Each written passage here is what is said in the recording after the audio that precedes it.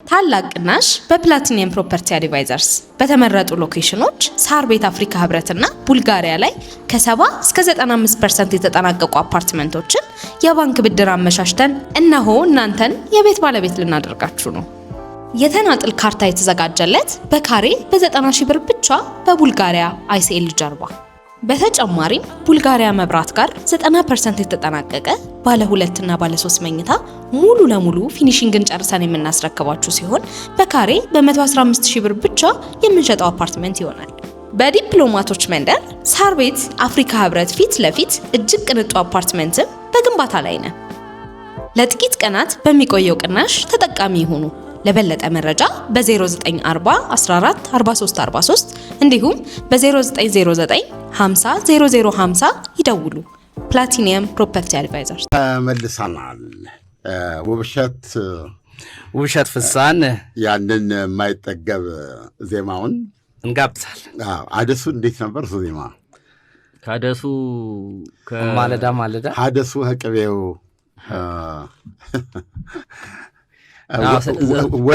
ወሎኛ ነው። ይሄ ወሎ እኮ ነው የወሎ የወሎ ሪኩም እዛ አካባቢ የሚዘፈን ነው። ተቋጥሬ ልግባ ከመቀነትሽ ምንድን ነው ቢሉሽ ዕጣን ነው ብለሽ አጪሽ ቢሉሽ ገል የለም ብለሽ ፍቅር እንዲህ ያልቃል አንቺ ሐለገምሽ ይላል። መቼም ወሎ የውበት ብቻ አይደለም የፍቅር አገሩ ነው ማለት ይቻላል። በነገራችን ላይ ፕሮግራማችን ወሎ ደሴ ይደርሳል። አዎ በተለያየ ቲክቶክ አለ፣ ፌስቡክ አለ፣ ዩቲዩብ ቻናል አለ። በዚህ ሁሉ አማራጭ እንግዲህ ያው ዛሬ በውብሸት የተነሳ ደሴዎችን ሰላም ነው ብንላቸው እንዴት ነው ቅዳሜያችሁ እንላለን። በነገራችን ላይ ሰሞኑን አንድ መመሪያ ወጥቷል። አለምነህ እንኳን ብዙ እድል የለህም፣ ወደ ሱቅ ጎራይ ማለት እድል አለህ። ወደ ሱቅ ጎራ ብለህ አንዳንድ ነገር እስኪ ይዘው የመግባት ነገር እንዴት ነው ልምድ? መዋሸት የለብኝም ግን ሱፐር ማርኬት አካባቢ ግን ደግሞ አጠፋም ኖ እምልህ ይህንን አሁን ልታነሳ ያስብከው ገብቶኛል። ፌስታል ነው። በተለይ ውጭ ሀገር የሚኖሩ ሰዎች ያውቁታል። እኔ አላውቅም። አሁን ፌስታል ዋናው ነው። እዛው ራሱ ምንድን ነው ሱፐር ማርኬት ስገዛ እዛው እንትን እያሉ ነው የሚሰጡህ እና ቤት ቀርብ ከሆነ በተለይ ለገንዘብ እንትን መስጠት ደግሞ እዚህ ድረስ በእግሬ ሄዳለሁ ትልና ትይዛለህ። በፌስታሉ ጥቅጥቅ አድርገህ ወደ 10-20 ፌስታል ይዘህ ነው የምትሄደው። ልክ 20 እርምጃ እንደተራመድክ መጀመሪያ የቀለለ ነገር ልክ ብረት የተሸከምክ ያህል እየከብዳል እና ፌስታል በውጭ ሀገር ፓስፖርት ምንድን ይባላል ንግድ ውስጥ ምንድን ነው ሱፐር ማርኬቶች ውስጥ እንትን ያለ ነው። አሁን ልትለኝ የፈለግከው እዚህ ቀረ ነው። አክቹዋሊ እዚህ ብቻ እኮ አይደለም። ከአሁን እንግዲህ ትንሽ ያለችኝን ለምድን አጋራ አይሆን ያ ሹር እንግዲህ እዛ የነ ትራምፕ ሀገር ነው ዋናው የንግድ እንቅስቃሴ ያለበት እና እስከ ቅርብ ጊዜ ድረስ እንደነበረ ነው የማውቀው። ግን በሂደት እንትኖቹ ውስጥ ሱፐር ማርኬቶች ውስጥ በወረቀትም እየተቀየረ ነው። በወረቀት ፌስታል እየተቀየረ ነው፣ ላስቲክን ላለማበረታታት ማለት ነው። ግን በፌስታል የሚሸጡ ደግሞ አሁንም አሉ። ራስህም ደግሞ ይሄ ሰልፍ ሰርቪስ የምትሰጥበት አለ። እዛው ራስህ ትሄድና የገዛኸውን ዕቃ እየመዘንክ ራሱ ላይ ዋጋው ይነግርሃል። አጠገብ ፌስታሉ አለ፣ እዛ ውስጥ ትጨምራለህ። ስቲል ፌስታል ትጠቀማለህ። ኦፍኮርስ ፌስታሉ አለ እና እሱን ይዘውልህ ወይ መኪና ይመደብልሃል ወይ በራስህ ራይድ ይዘህ ወደ ቤት የምትሄድበት ነገር አለ። ሪሳይክል የሚደረግበት እድል አለ። ግን አሁን እኛ ጋር የመጣው ነገር ምንድን ነው? ስስ ፌስታልን በተመለከተ ስስ ፌስታሎች ማለት እዚህ ላይ እርግጠኛ አይደለም። ምክንያቱም ትልቅ ሜስ ሰርቻለሁ ማለት መናዘዝ አለብኝ። የፕላስቲክ ውጤቶች ነው የገባኝ። አይ አይደለም፣ ሁሉንም ሊከለክል አይችልም። ሁሉንም ከከለከለ የለንም ማለት ነው። ሁሉንም ከከለከለ ምንድነው የሚለው የአካባቢ ጥበቃ ባለስልጣን ስስ ፌስታሎች ማለት እነኚህ የ15 ሳንቲም ዛሬ ስንት እንደገቡ አላውቅም። በጣም ያልፏል። 15 የለም እንደ ኩርቱ ፌስታል አይነት እሱም ስስ ነች እሷ። ከዛ በላይ ታዲያ አለ ማለት ስስ ነች። አልገባኝም። አሁን ከፌስታል ውስጥ ሆኖ ለምሳሌ ስስ ያልሆኑ አሉ። እሱ ይቻላል፣ እነሱ ይቻላሉ ነው። አሁን ኩርቱ ፌስታልስ በየትኛው እንትን ነው? አይ ቲንክ እነሱ እየገቡ እንደሆነ ነው የማውቀው። ያቺ 15 ሳንቲሟ ፌስታል በጣም ስሷ የመበስበስ እድል የላትም መሬት ላይ ተቀላቅላ ረጅም ጊዜ ትቆያለች እና ጉዳት ታደርሳለች ነው የሪሰርች ውጤት እንጂ ጠቅላላ የላስቲክ ውጤቶችን የሚከለክል ከሆነ የሃይላንድ መያዣዎች ሁሉ አሁን ላስቲክ ናቸው። የሃይላንድ መያዣው ላስቲክ ነው። ይሄን ነገር ክፍት እናድርገው። አይ ቲንክ ይሄ የሚመለከተው ክፍል አሁን ዛሬ ተልቋል አይደል? ከዛሬ ጀምሮ ነው ሲያብራሩ አልሰማሁም። ይሄ ኢንፎርም ማድረግ አለብህ። እስካሁን ድረስ የት ነበሩ? በእውነት ነው የምነግርህ። እኔ እንደገባኝ ከዚህ በፊት ዜናውን ሰርቼዋለሁ ከሪፖርተር አይቼ ማለት ነው። ኦኬ አሁን ከምትለኝ መንፈስ የተለየ ነው ያኛው። ሙሉ ለሙሉ ይላሉ እሱ ነው አይ ቲንክ እንደገና እንትን ማለት አለ እንደዛ ለማስተር ያስቸግራል። ምክንያቱም ወደ ፕላስቲክ ከመጣን እነዚህ በሙሉ አሁን እነ የውሃ ማጠራቀሚያዎቹ ይሄ እንደዚህ ኤቭሪቲንግ የሚሰራበት የሳህኑ ብርጭቆ ማይካው ምናምን የምትለው እኮ ፕላስቲክ ነው። ሜላሚን ምናምን ይሏል። ያው የፕላስቲክ እንትን ነው ቤተሰብ ነው። ስለዚህ አይ ቲንክ ለዚህ በቂ ማብራሪያ መስጠት ያስፈልጋል ባይ ነኝ። ላስቲክነቱ ግን ምን መሰለህ ሌሎች ላስቲክ አይነቶች አሉ በላስቲክ የምንይዛቸው ከፌስታልነት ትንሽ ከፍም ያሉ ላስቲክ የሆኑ ፕላስቲክ ያለ ነው። አሁን ፕላስቲክና ላስቲክ ልዩነት የለውም። አይ ፕላስቲክን አይደለም እየከለከለ ያለው ፌስታልን ብቻ ነው እየከለከለ ያለው። አለበለዚያማ ብዙ እቃዎቻችን እህል እኮ ምን በላበት ሳህን ፕላስቲክ ነው። በአብዛኛው ፕላስቲክ ነው። እህል ማቅረቢያ ምናምን ሁሉ አለ ፕላስቲክ ነው። ይሄ ሮቶ ሁሉ የምትሰቅለው ሁሉ ፕላስቲክ ነው። ፌስታልን ነው እሱ እየከለከለ ያለው ይመስለኛል ነው እያልክ ያለው። አይ እንትን ነው ፕላስቲኩ ከሆነ እኮ ያው ነው ታሽገው የሚሸጡበትም እንደዛ ነው። ያ እንደዛ የኔ መረዳት እንደዛ ነው። ስለዚህ ሁሉ ማብራሪያ ያስፈልገዋል። አይ ፌስታል ነው በእርግጠኝነት ፌስታል ነው ኤግዛክትሊ እንጂ ሁሉንም ከከለከለ እኮ አሁን ቅድም የጠቀስከው አይነት ችግር ላይ እንወድቃለን። ማናቸውም ነገሮች እኮ አሁን አንተ እንደምትለኝ ከሆነ ጉዳዩ እቺ ስሷን ፌስታል የሚመለከት ከሆነ ስስ ፌስታል አምራቾች አወፍሩት በማለት ታልፏችልም ወይ? ይሄም ራሱ ጥሩ ቀየረ ስስ አያዋጣቸውም። አንዱ እሱ ነው። ሁለተኛ ደግሞ ራሱ ፌስታል ማምረት ራሱ የቻለ ትልቅ ኢንቨስትመንት የሚፈልግ ነገር ነው እና ብዙ ባወፈርከው መጠን እንትኑ ቴክኖሎጂ እየጨመረ ነው የሚሄደው። አሁን ፌስታል እኮ ችግሯ ምንድን ነው? ለአንድ ጊዜ እንገለገልበትና እንጥላታለን ነው።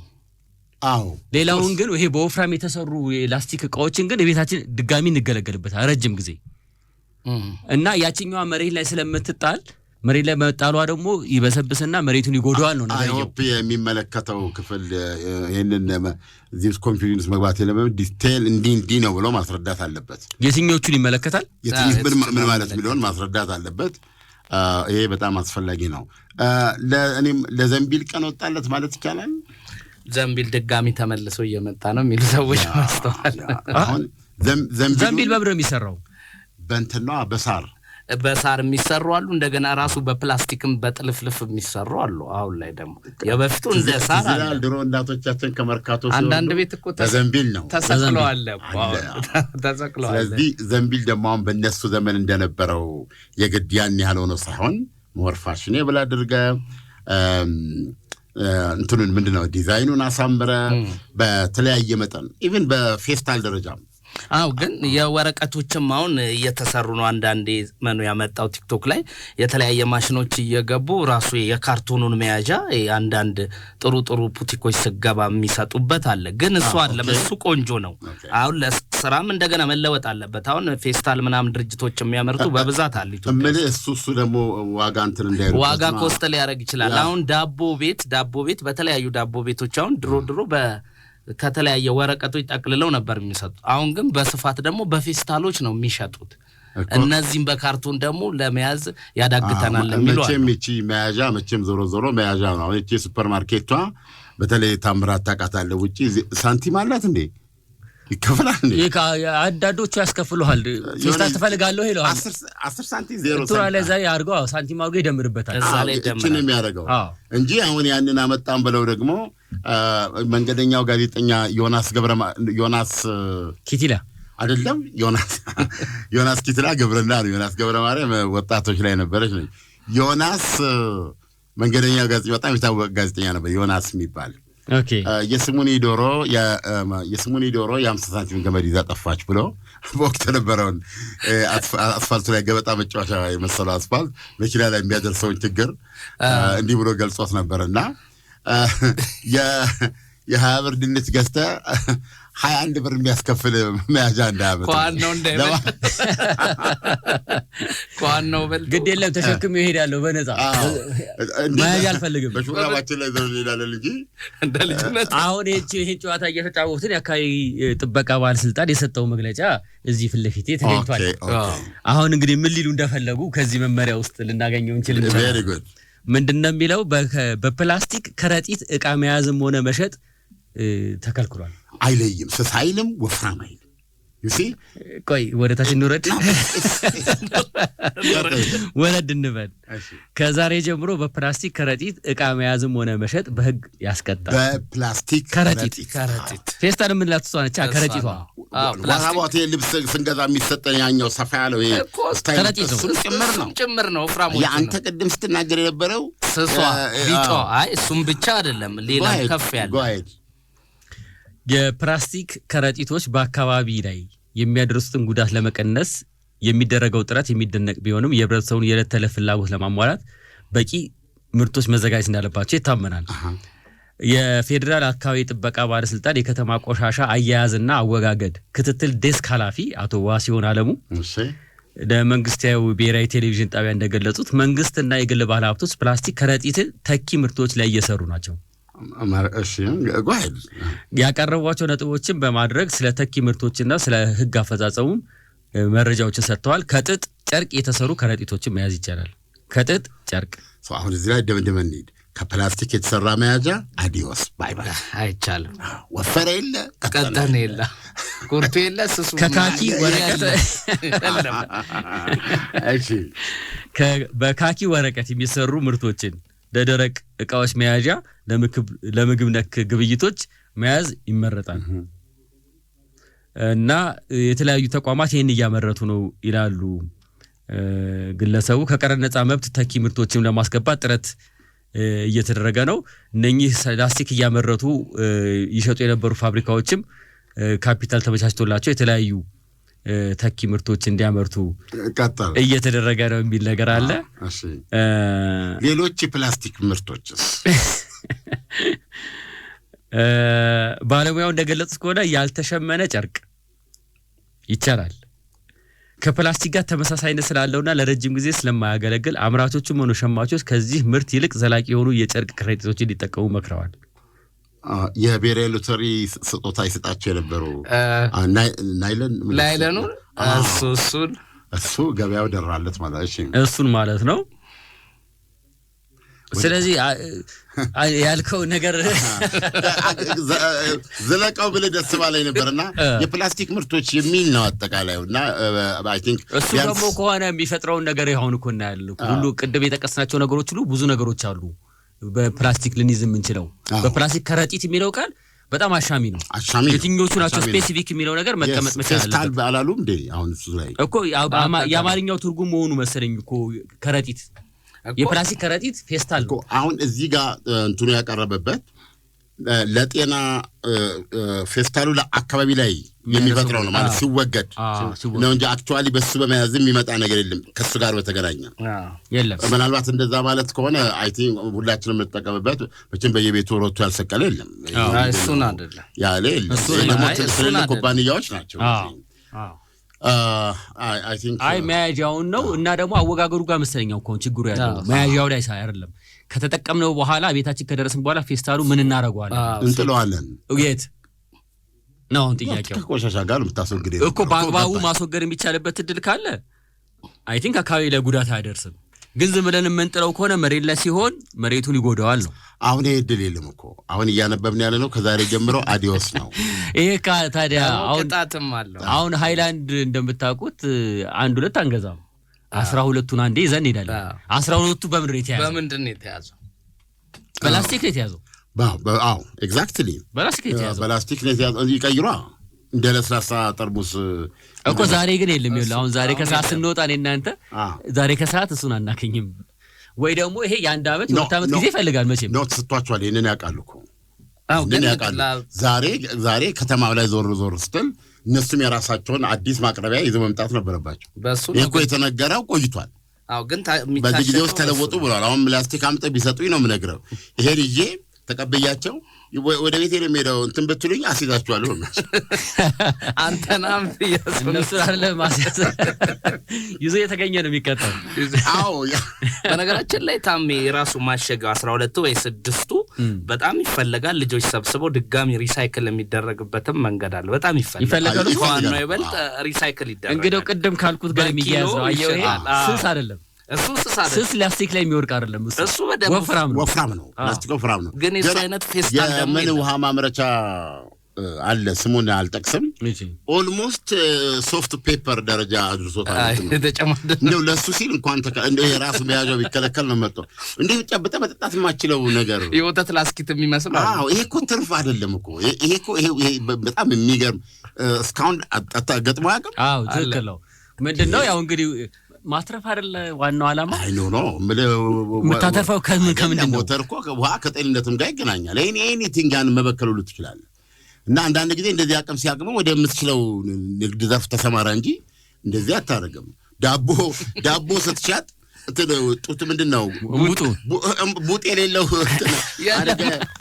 ኪሎ እንደዛ እኮ እንደማለት ነው። እና እኔ ቢያንስ ነው የምነግርህ የዛ ውሃ አምራች ነኝ ብዬ ሪሰፕሽኖች አካባቢ ከሰው ጋር ለመቀላቀል አልችልም። ካልቻልክ ውጣ እንጂ ከገበያው እንደዛ በጣም ነው። ከዚህ ከላስቲኩ ጋር እኮ ተያይዞ እኛ ድሮ ያደግንበት ሾላ ወተት የምትባል አለች። አይ ቲንክ አሁንም አለች መሰለኝ አይደል? እንዴ ሾላ ወተት ለየቀል ነው። ሾላ ወተት የሚያዝበት ላስቲክ ምንድን ነው? ያ ላስቲክ ነው፣ ፕላስቲክ ነው። አዎ ግን ወተቱን ታስታውሰዋለህ አንተ? ደግሞ አልደረስክበትም። በጣም እርግጠኛ ነኝ። ታውቂት መቼ ነበር ካንተ ያኔ እሱን ተጣውት ላይ ነው እንዴ? እኔ ቢያንስ አውቀዋለሁኝ። እሱን እኛ ነው 10 ሳንቲም ከዚህ አይበልጥም። 10 ሳንቲም ከዚህ አይበልጥም። 10 ሳንቲም ነው። እንደገና የጠርሙስ እርጎ ታስታውሳለህ? አብሮት ያለ ማለት ነው የሾላ ወተት።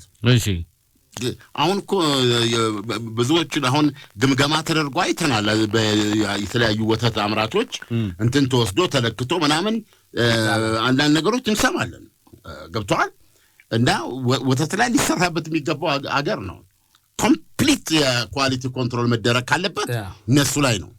ያኔ የነበረ በላስቲክ ያንጠጣለ እርጎ ደግሞ በምንድን ነው በጠርሙስ ምስል ያለበት ነው። በጠርሙስ እቺ ሁለት ጉጥ ይሄ እንደዚህ አይነት ዳቦ ፉር ነው የሚባለው። ያኔ ነጭ እኮ ነው በቃ። እሱን በ5 ሳንቲም 2 ነው የምትገዛው። የታለ ይለዋል። አሁን ዝም ብለህ ስታየኛ አሁን ያመጣሁት መሰለህ እንዴ? ምን ሆናል? 2 ነው። ያኔ ነው እንዴ ይሄ ነገር የሆነው? ያኔ እኛ ብንኖር እንደዚህ ቀንዳለ። አሁን እኮ ከእንትን ጋር ነው እና ትዝታው እስከተት አሁን አስግቶኝ እኮ ነው። ሾላ ወተትም ከገበያ ላይ ልጠፋ ትችል ይሆን ወይ ይህን ነገር? አዎ ግን እነሱ አይነት ምርቶችና አንድ ጥያቄን ፊት ለፊቴ ላይ የባልትና ውጤቶችስ በምን ነው? እዚህ ላይ አንድ ነገር መናገር ፈልጋለሁ። የመጎብኘት እድሎች አጋጥመውኛል። 1-2 ስም መጥራት አያስፈልግም። ወተት አምራቾች ጋር እና ትልቁ ራስ ምታት የፈለገ ቢሆን ኢኖሰንስ የምትለው ነገር አለ እንዴ? ድሮ እኮ ገበሬ ማለት ኢትዮጵያ ገበሬ ማለት ገበሬ ንጹህ ነው። ገበሬ ታማኝ ነው። አሁን ወተት ገዝተው እንደዚህ ማከፋፈያ ጋር በሚመጣበት ጊዜ እዛ የመጣው ሊትር ወተት ውስጥ ውሃው እኩል በኩል ሆኖ ይገኛል። ስለዚህ አውጥቶ መጣል ነው ያለባቸው። እንትኖች ገዝተህ ሰብስበህ ትመጣለህ። ወተት ከእንትኑ ማለት ነው። ከምትሰበስበው እንትን ውስጥ ወተቱን መጠኑን ለመጨመር ውሃ ምናምን ይጨምሩበታል። ስለዚህ እዚህ መጥቶ ወተቱን በሚያጣሩበት ጊዜ ውድቅ ነው የሚደረገው። ስለዚህ ወተት የሚያቀርቡ ሰዎች ይከስራሉ ማለት ነው። እና አንዳንዴ ደግሞ ራሱ የተመረቱትም እንደዚሁ የጥራት ቁጥጥር እኔ ይኸውልህ አሁን ብዙ ሰው ስለ አዲስ አበባ ውበት ይስማማል አይደል?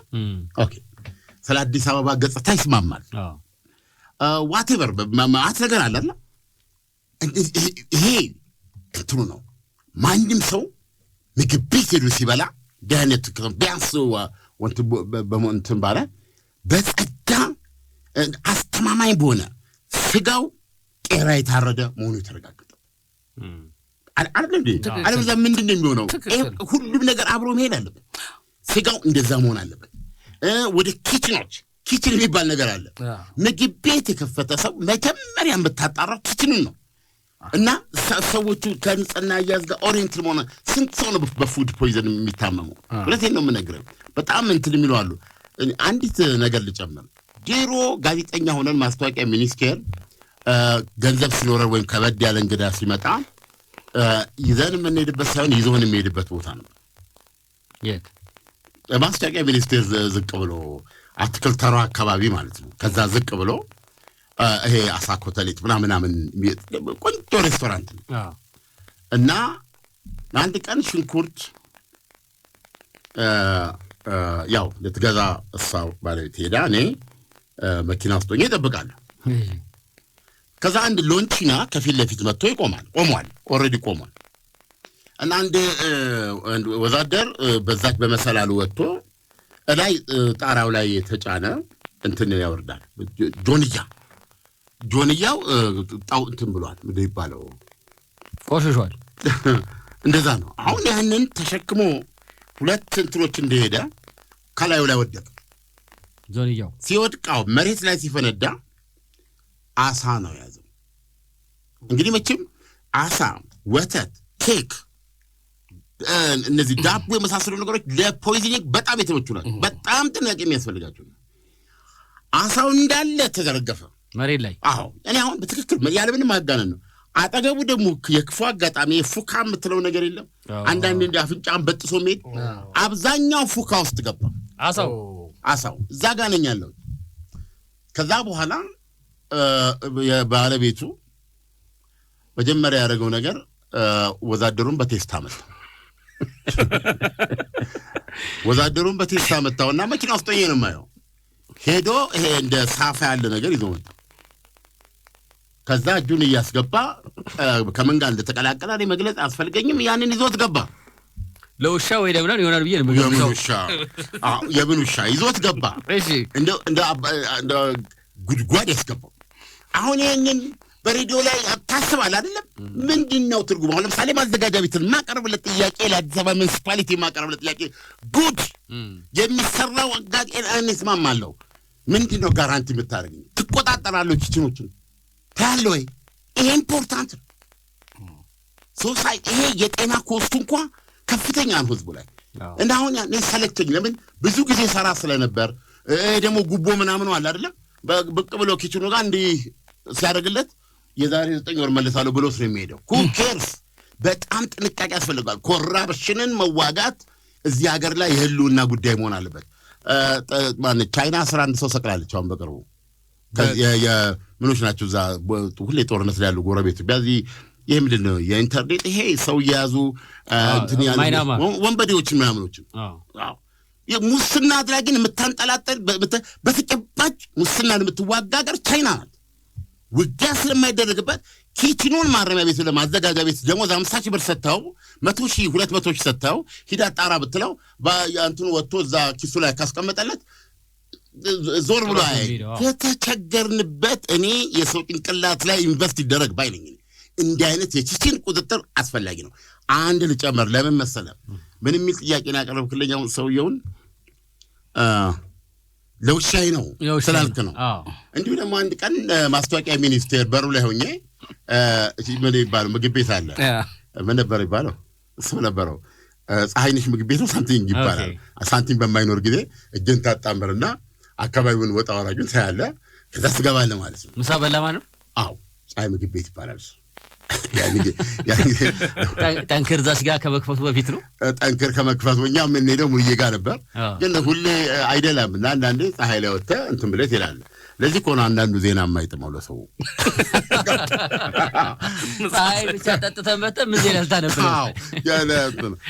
እንደዛ በሆነበት ጊዜ እዛ ቁጭ ብዬ አንድ ሰውዬ ምንም ያክል በጊዜ ይሄዳል። ይሄ እንግዲህ ቆይ ታሪክ አሁን ይሄ በገበያ ላይ ቢሸጥ አሁን ባለኝ እንትን ቢሸጥ 30 ሺህ ቢለው ምንም ጠረጴዛ ነው የሚያክለው። በጉ ባጭሩ ነው ማለት ተሸክሞ ይሄዳል። አንዳንዴ አይንህ እንደው ብሎ የሚጥልህ ነገር የለም። እስኪታጠፍ ድረስ ተከተለዋለህ። አለፈ ወደ ታች ወደ ዜና አገልግሎት ነው።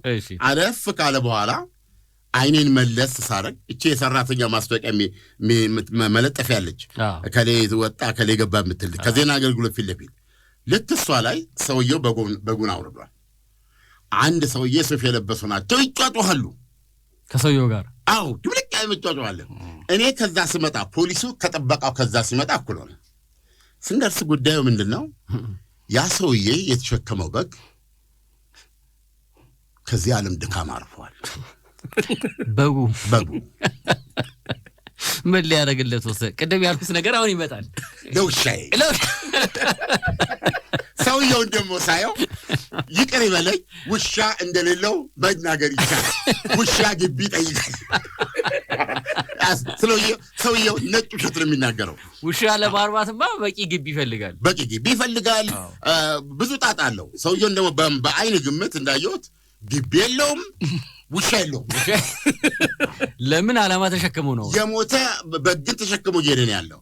እኛ ሱፍ ያደረጉ ቀጣን ያሉ ሰውዬ ፕሮግራም ምናልባት እንደው ስራቸው ምንድነው ብትለኝ እንግዲህ አካውንታንት ነገር አይለቁትም። እንግዲህ እሳቸው ቁጭ አድርግ ይሄን የትም ይዘህ መሄድ አትችልም። ይሄን ቀጥታ እንደተሸከምክ እሳቸው ድሮ ማዘጋጃ ቤት ነው የምትሰጠው። እንግዲህ አይ ዶንት ኖ ያስወግሩታል። ማዘጋጃ ከወሰደው አዎ ነይ ነው ይላሉ።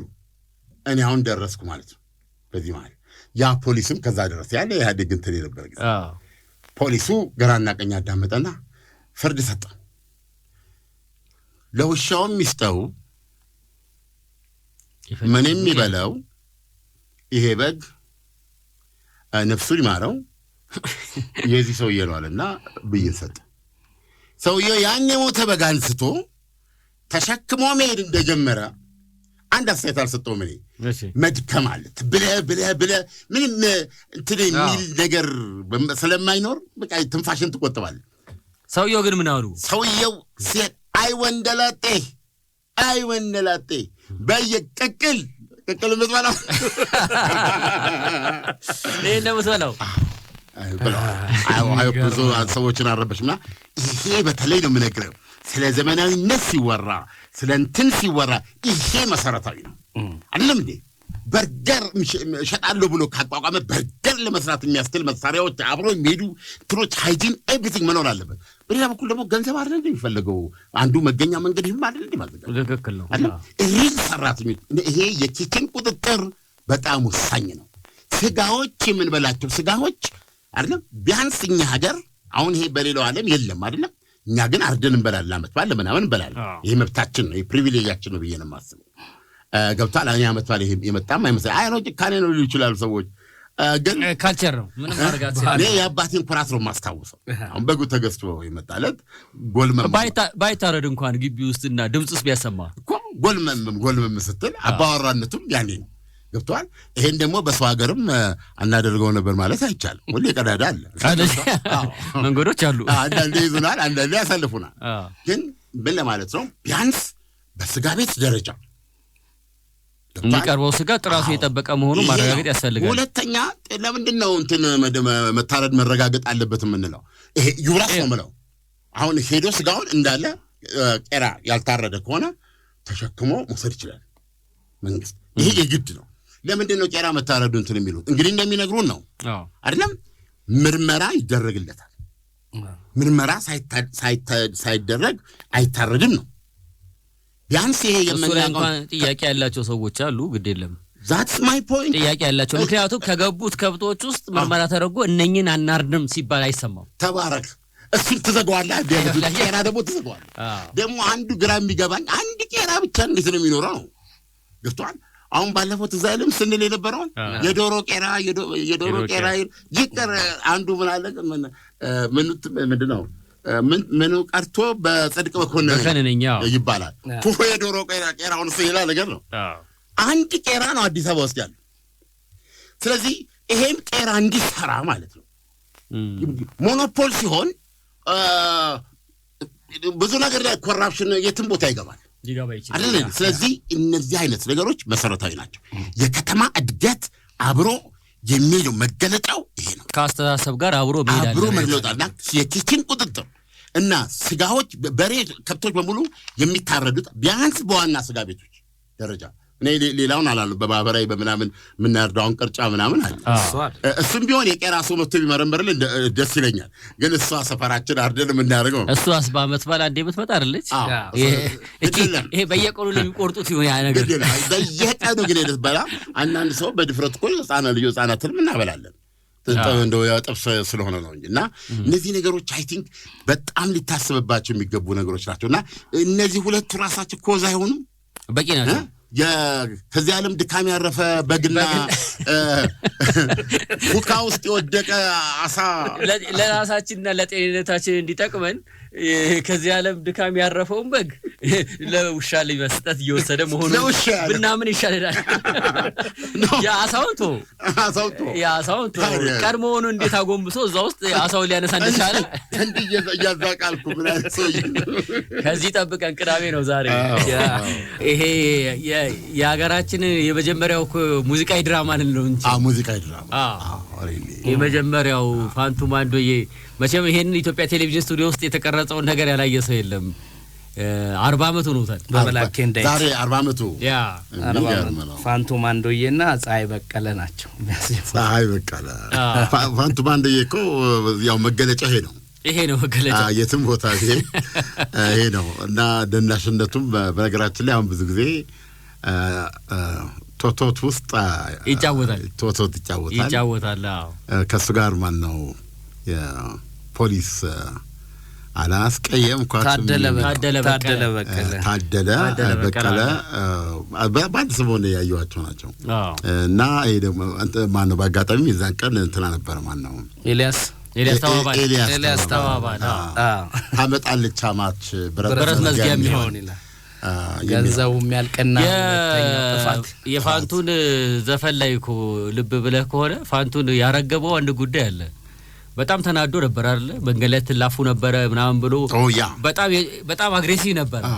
ረገብ ያደረገበት አንድ ቦታ እሷ የተናገረችው ነገር አለ እኮ አሁን ከዚህ ከወጪው ጋር ተያይዞ የተነሳው ነገር። እሺ ፍሪዳው ይደረግ ምን ይጠቅመኛል? አይ ግን ይሄ ይሰራል እንዴ ፍሪዳ? እሱ ሳይታረድ አሁንም ሰርግ አለ ሰርግ ላይ ነበር ካሁን አንተ ለምሳሌ እኔ ሰርግ ላይ ነው ከረምኩት። እርግጥ ነው ስለሱና የነበረውን አጠቃላይ የከተማውን የሰርግ ሁኔታ ልናገሩ ይመሻል እንላቀሳለን። ይገርምሃል እንደዛም ሆኖ ማለት ነው። ለምሳሌ እኔ የነበርኩበት ሰርግ ቅዳሜ ዕለት የጎልፍ ክለብ ነበረ። ጎልፍ ክለብ ጦር ኃይሎች ኦልድ ኤርፖርት አካባቢ ይዛለታ 4-5 ሰርግ ነበር አንድ ግቢ ውስጥ። ኦኬ እና ትገረማለህ መኪናው ብዛት አጠቃላይ ያለውን ነገር ምናምን ስትመለከትና ህዝቡ እየተጋባ ነው ያሰኛል። ኦፍ ኮርስ እና አጠቃላይ ያለውን እዛ አካባቢ ያለውን ወጪ ደግሞ ስትመለከት በጣም ወገቤን የሚያሰኝ ነገር ነው ያለው። ግን ላላቸው ሰዎች ደግሞ ከሆነ ሰርጓ አለ ማለት ነው። ስለዚህ ያቺ ዘመናዊ በፋንቱ ዜማ ላይ በቀለች ነው ያለችው ነገር ፍሪዳው ምን ያረጋል ያለችው ለመፈራረሚያ ብቻ። እኔ ብዙ ሰርግ እንደዛ ሆኗል ከሚሉት ውስጥ ነኝ። እርግጥ እሱን ብቻ ደግሞ እንዳትል ደግሞ ምንድነው አሁን ሰርጉን ትተውት በቬሎና በስቱዲዮ የሚያልቅ ሰርግ አለ። ቬሪ ጉድ እሱም የማትቋቋመው አይነት ዋጋ አውጥቷል።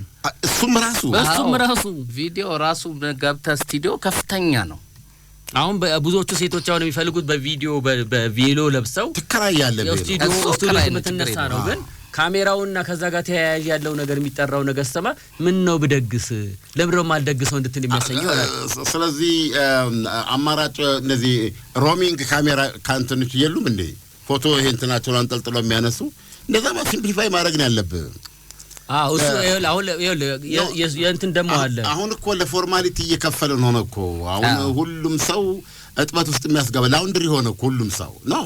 የሆነ ቦታ ላይ ሲሪየስ ሰዎች መፈጠር አለ። ገንዘቡ ካለ ለምን አዲስ አበባ መንገዱን ነው ቤት እናልፋለን? ገንዘቡ ካለ እኔ ማድረጋቸውን አልቃወም። ያላቸው ሰዎች ይችላሉ። አሁንም ቢሆን አለ እኮ እንደዚህ አይነት ነገሮች እየሰማን ነው። ከፍተኛ ኢንቨስትመንት ነው እኮ ራሱ ሰርግ እኮ አሁን አሁን እነ ዘካሪያስ እንዴት ያግቡ? ይኸው የቪዲዮም ተወደደ እኮ አሁን አልቆ ድግሱም እንተው ተብሎ ሁለት ጓደኛሞች ሊጋቡ ቀን ይቆርጣሉ። ግን በትንሹም ቀረና አሁን በስቱዲዮ ደረጃ ሲል ታሜ እንዳለው ከተማ ውስጥ ያሉት ቪዲዮ እና እንዲህ የሚሰሩ ፎቶግራፍ በጣም ኤክስፔንሲቭ ነው፣ ውድ ነው። ግን አሁን እንዳንተ ያለ ወጣቶች ለምሳሌ ገፍተው ለመሄድ ይችላሉ። ሁለታችሁ በትዳር ለመኖር ካስባችሁ እንደዚህ ፕላን አውጥታችሁ በዛችሁ በቀዳችሁ እንድትሄድ የማድረግ እና የአካባቢውን የመቻል አቅም አላችሁ። ኦፍ ኮርስ እኔ አለባይ ነኝ። ግን ፎቶግራፉ ደግሞ አይቀርም ለሚሞሩ ሴቷም ወንዱም ይቀርማል። ምርጥ በሞባይል ቲክቶክ በመሰራበት በደንብ አድርገህ ትሰራዋለህ። እሱ ምንም ችግር የለውም። አሁን ቅድም ያልኩ ነገር ምንድነው ይሄ እጥበት ነው እንትን ነው። አንዳንድ ፎርም አበባውን ጣል ያርጉና ይሄን ያልተከፍላል ይሏል እና ያልገባን ነገር እኔም በጀርባ በኩል እንደዛ ነው ማስከፍለው። ማንም አትራፊ ይልቁኑ ከዚህ ከሰርጉ ጋር ተያይዞ ምን ታዘብክ? በኔ ሰርግ ድሮ ስናቅ በጣም ትልቅ ዝግጅት ይኖራል፣ ሙዚቀኞች ይኖራሉ አይደል? አዎ ዘፋኙ መኖር አለባቸው ወይም እንደው አንድም ቢሆን ጥሩ ድምጽ ያለው። አሁን ያየሁት የነበርኩበት ቦታ ላይ ዲጄ ነው ያለው፣ ሙዚቀኞች የሉ። እነኛ የምናቃቸው በሰርግ ዘፈን የምናቃቸው ድምጻውያን ዘፈኖች ግን ሲያስተጋባ ሰማለሁ እዛው ቆሜ። እነኛ ሰዎች ትከሻቸው ዘንበል እንዳለ የሉም። ግን ከባንድ በላይ ነው በነገራችን። የዲጂዎችን ደግሞ ወጪና የዲጂዎችን ጠይቁትን ደግሞ ስትሰማ ትገረማለህ። እና ሰርግ ኦልሬዲ ለምን መሰለ ረቂቅ ስዕል የሚሉት አለ። ረቂቅ ስዕል የሚሉት አብስትራክት እና አብስትራክት እየሆነ ከመምጣቱ የተነሳ ሰዓሊው ስለው ማያሳየ ለስዕሉ የምትከፍለው 40 እና 50 40 ሜትር በ50 40 ሴንቲሜትር በ50 ሴንቲሜትር በሆነ ሸራ ላይ ይላል ማለት ነው። ዝርዝር ነው የሚሰጥ። ሰራ ነገር ይላል። በተጠበሱ ይነደላል እና ያበሽቃል። አሁን የሰርግ ዘፈን ስታነሳ በሰማይ ነፍሳቸው ሊማርና ማናቸውኝ ለማ ገብረህይወት እኔ ለማ ገብረህይወት የሞቱ ጊዜ ዜናው መናገሬን አስታውሳለሁ። በለማ ገብረህይወት እውነተኛ ሰርግ በሰርግ ከሆነ ያገባው በለማ ገብረህይወት ሰርግ ነው እንትን ያልከው ከነ እንደ የለም እሳቸው እንደዛ ነበር ሰው የሚዳረው። ከዛ በኋላ ያንን አንድ ልጅ በሰማይ ነፍሱ ይማረው እሱን ወርሶ ብዙ ሰራበት። ታደሰ አለሙ ማለት ነው። እዛ ውስጥ ያለው ግጥሙ የግጥሙ መንፈስ የሰርግ ፋይዳ ከባህል ጋር ያለው ትስስር እንዴ የኔ አይበልሽ ከፋ ሁሉም ይሄዳል በየወረፋ ሲባል ላንጋኖ እኮ አመት አብራችሁ ከርማችሁ አድራችሁ አይደለም ሰርግ እንደሱ አልነበረም። የዛለታ የሷን እጅ ላይ እኔ ብለህ የምትሄድበት ቀን እኮ ነው ያ የመጀመሪያው ቀን። ለዛ ለምን ቢሊዮነር አውጣ ቢኖር ከፋል ሁሉን ነገር ከጨረስክ በኋላ ለፎርማሊቲ ረቂቅ ስል የሸራ ስል ነው የምታደርገው እዚህ ጋር። አሁንማ ቲያትር እየሆነብን ተቸገርን እኮ ከሰርጉም በላይ። አሁን ደግሞ በዚህ በቲክቶክ የምመለከተው ነገር ራሱ ሽምግል ነው ከሰርግ የማይተናነስ ሆኖ ካለ ታዲያ የምታደርገው አልቀረም። ስቲል ሰርቫይቭ ለማድረግ ነው የሚፈልገው እና ለምን ገንዘብ ስትይዝ ብዙ ከንቱ ነገሮች ነው የምታስበው እና ይሄን ደግሞ ገንዘብ ደግሞ ካለ አርገው አይመለከተንም። ማን የህንዱ ደግሶ የለን ለስንት ጎዳና ላይ ስንት እንዳን ባቡር ላይ ተሳፍሮ ባቡር ጣሪያ ላይ የሚሄደውን የህንድ ብዛት ብትመለከት አንድ ባቡር ፍሩጋ አስጨምረላቸው ነበር አይደለም እንዴ? ግን የልጁ ሰርግ ይበልጣል። ታዲያስ ደግሞ እንደው እንደዛ አድርጓል እንትን አድርጓል። አሁን ያለው እድል ምንድነው? ሁሉም ስለሚያጨበጨው ባታጨበጨብ እንደ ነውረኛ ነው የምታይ። ምን ደስ የሚል ነገር አልነበረም። እነ ካርዳሽያንን ጠርቶ እነ ምናምንን ጠርቶ ያልጠራው ሰው የለም። እንደዚህ ነው የምታር ገንዘቡ የሚገኝበት ነገር የሚገርም ነው። አንዳንድ ሰዎች ገንዘቡን የሚበትኑበት መንገድ ግን ገንዘቡን ምና ባከገባል አይነት ነገር ነው። እና እናንተ ወጣቶች ግን ገብቷል። እውነተኛ ፍቅር ካለ እንደዛ አድርጉና ያ የሰርጉ ዘፈን መንፈስ እንኳን አልተቀየረም። ያንዴ እኔ የተካፈልኩባት በልጅነት አንድ ሰርጋለች ስሞት ብቻ ነው እሷም መረሳት ማለት ነው። ገብቶ ሁሉ ነገር ሰርጓን ነው ማለት እና ልጅቷ ዘመዳችን ናት፣ ስለዚህ ጎረቤታችን ናት። አብረን እንግዲህ ትልቅ ነች እሷ። አሁን ልትሄድ ነው። የዛው ትርጉም ቢገባ በኋላ ሰው ሁሉ ሲላከስ ማለት ነው። ሁሉም ይሄዳል በየወረፋ። አዎ ሁሉም ይሄዳል በየወረፋ። ለመጀመሪያ ጊዜ ከቤት ወጪ ልታድር ነው። ከሰው ጋር ታደር ነው ጭምር አዎ ከወንድሞቿ ከእህቶቿ ጓደኞቿ ጭምር አብረው ይሁን ሁሉ ይሰቀሰቃሉ አልኩ አየ ዝም ብሎ ጻፍ አይደለም አሁን እንትን ኒውዮርክ ምንድነው ስካር በመታ ዱባይ ታዲያ አይበሉሽ ከፋት ስለዚህ ወይ ግጥሞን ቀይሩት ወደ እንግሊዝኛ እንደዚህ የፈጠነ ምንድነው ራፕስት ስለዚህ እንትን ነው የሚለውና በዚህ እንትን ማለት የለብንም ምን ለማለት ነው ፋንቱማንዱዬና እንትና ግድ የለም ወጣቶች ይጠቀሙ አለ በወጣቶች ይሻላል ቢለው ጋጋሪዎች ነን አሁን ላይ ምግባችን ከሚሰጠን አስፈላጊ የሰውነት አበልጻጊ ቫይታሚኖች ባለፈ በእጅጉም ያሳስበን የምግብ ዝግጅትና አቀራረብ ሂደት ጤናማነት ነው ጋጋሪዎች ነን ለዛም ነው ለእንጀራችን ከፍተኛውን ጥንቃቄ የምናደርገው መልኩን ለማንጣት በርካታውን ለመጨመር የቆይታ ጊዜውን ለማርዘም ሲባል ምንም አይነት ኬሚካልና የእህል ውህደት ጋር የማይቀላቀል አስፈላጊውን የመብላላት ሂደት አሳልፎ በንጽህና የሚዘጋጅ የጤፍ እንጀራ ነው በፕላስቲክ ታሽገው የሚቀርቡ ምግቦች ለምርቱ ተብለው በተሰሩ ማሸጊያዎች ፉድ ግሬድ ፕላስቲክ ካልታሽጉ ለካንሰር ለጉበት ለኩላሊት በታዳጊዎች ላይ ሁለንተናዊ አስተሳሰብና እድገት ላይ ከፍተኛ ውስንነት እንደሚያስከትሉ የዓለም የጤና ድርጅት አስታውቋል ለዚህም ሲባል ጋጋሪ በዱባይ ሙኒሲፓሊቲ ማረጋገጫ ያለፈ የዩኤኢ ኳሊቲ ማርክ ሰርቲፊኬት ፉድ ግሬድ በተሰጠው ለምግብ ማሸጊያነት የተመረጠ ፕላስቲክ ማሸጊያ የተዘጋጀ ነው ንፋስ ሳይገባው ቃናና መዓዛውን ሳያጣ በነጭና በቀይ ጤፍ በሁለት አማራጭ ታገኙታላችሁ ከአክብሮት ጋር ነው ይህን የምንነግሮት አዎ ሻግታል የጤናማ እንጀራ ባህሪው ስለሆነ በማሸጊያው ላይ በግልጽ ከተቀመጠው ከ3 እስከ 4 ቀናት በላይ እንዳይጠቀሙ በጋጋሪ ትሬዲንግ ተመርቶ በዳኒዳን ጄኔራል ትሬዲንግ የሚቀርብ ሲሆን በአልበርሃ በዳኒዳን ሚኒ ማርትና በዱከም ሬስቶራንት ውስጥ 24 ሰዓት ያገኙታል በቅርቡ በሁሉም የተባበሩት አረብ ኤሚሬቶች ከተሞች የምንገኝበትን አድራሻ የምናሳውቅ ይሆናል በጋጋሪዎች የቀረበ ጋጋሪ ንጹህ እንጀራ